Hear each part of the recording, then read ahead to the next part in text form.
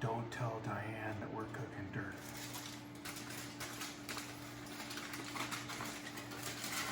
Johnny, side down.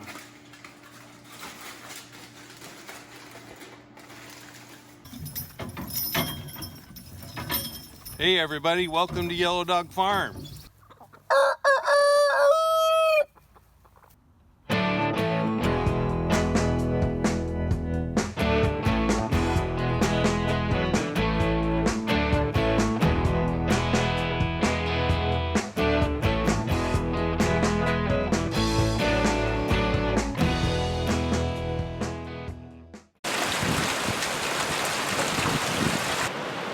You know, this weather, at first you can get really upset with it, but one of the things that it does do is really trim down the kind of thing that you're able to work on.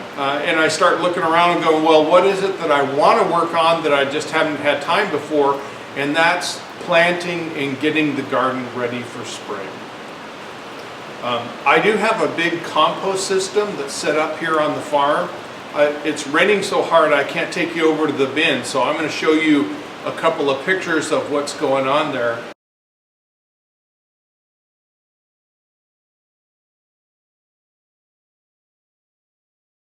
And then what I do is I run that through a sifter, first a 1/2 inch and then a 1/4 inch.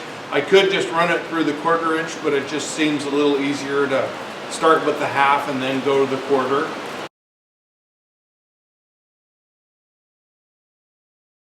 I take that and I mix it in with some peat moss, and I just got some vermiculite. And in a perfect world, I wouldn't need to go any further. I could just start with that. But what I found is that the compost setup I didn't generate enough heat in the compost to kill all the weed seeds. So I got a pretty cool wife. She lets me put the dirt in the oven and I cook it to the temperature to kill all the seeds. And then I go ahead and put some fertilizer in the soil. So I'm going to show you those steps now.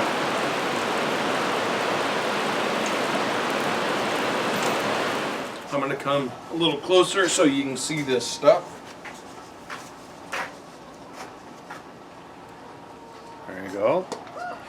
It's just a real nice fertile mix. It's even a little bit moist from sitting out here. So I'm going to go ahead and load this pan with the soil.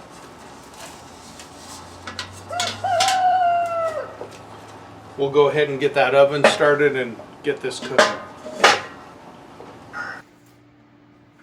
300 degrees, let it warm up to 180.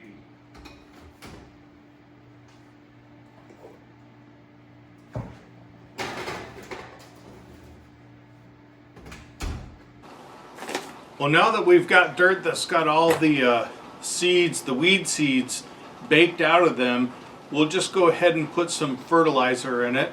Organic fertilizer, I got this at the big box store. It's vegetable and tomato granular plant food. And I put in 6 tablespoons for about a gallon. So it's not a tremendous amount of fertilizer, but it is enough to give them a kick.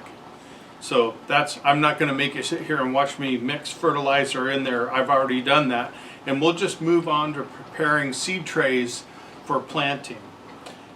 This time of year, you're either going to plant the real cold weather stuff or things that take a really long time to mature and be ready to put into the garden. So that's what I'm doing today. I'm going to plant this tray. It's a 72 cell tray with green bell peppers, Cal Wonder Green heirloom bell peppers, and then some jalapenos will go in this one as well. So that'll be my pepper tray, and I'm very proud to say I've already germinated some peppers. I'll show them to you in just a minute. And then this tray, this 72 cells, half of it is going to be Roma tomato, and then the other half is going to be cherry tomatoes. So we'll get those started and moving along the way as well. So we first begin by just filling up each of the trays with the seed starter mix. We'll get the air out of it, and then we'll just let them soak in a little bit of water before we go ahead and plant.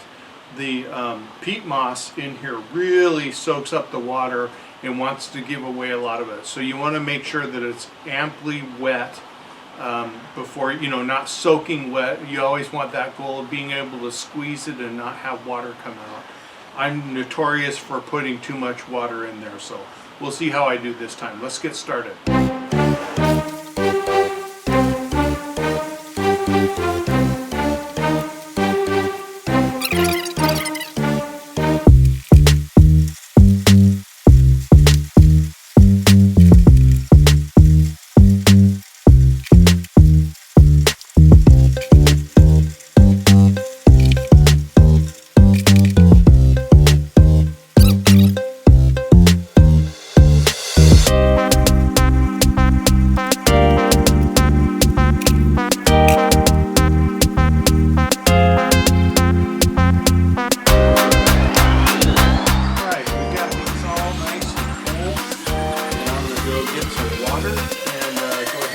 Soaking. What I'm going to do is I'll take these out and we'll just fill this about halfway with water and then go ahead and set the soil back in, let it just soak all of that up, and let this peat moss get good and wet. So see you in a second.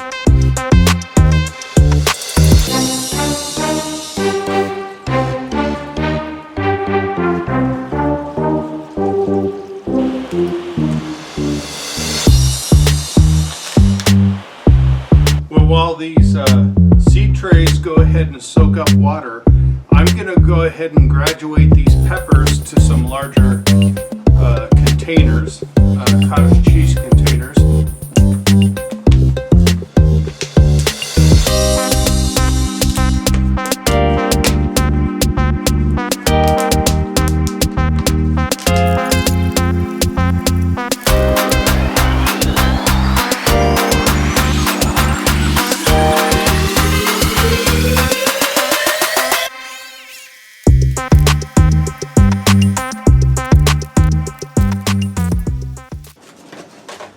Replanting all those peppers gave plenty of time for these seed trays to soak up water, so I went ahead and emptied the excess out, and I'm going to start with the cherry tomatoes and then do the Romas.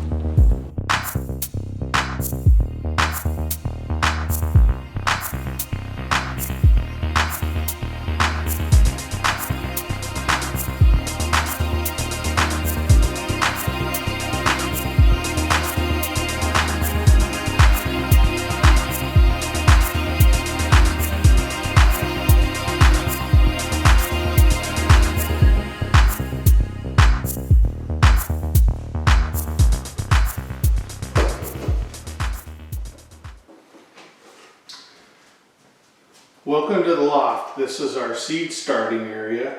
I'm going to go ahead and turn off the grow lights so you can see what we've got here. I've got a series of four 4-foot long grow lights. I try to keep them just as low as I can so that I don't get spindly plants.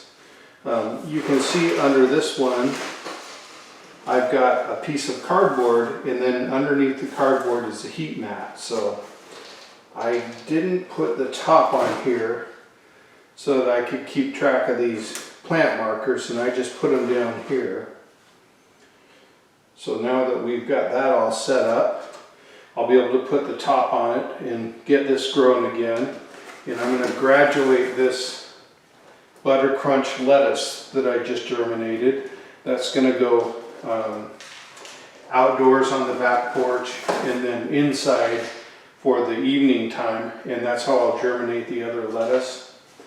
I've got some basil that I just germinated here, and since it's under the same lights as these larger pepper plants that I have over here, I went ahead and put a little stand to raise them up to the light. So I only got about 50% germination on the basil, but that's more than enough for what I need, so I'll be happy with that. So there's the setup. I'll go ahead and put the cover on here and then replace this lettuce, and we'll get things growing. Hope this was helpful. This is how we do it, and lucky growing. And I don't know what I'm going to do with all these peppers. Here it is in February, and they're just growing like crazy, but I couldn't stop myself. I know nobody else can either. So have a great time.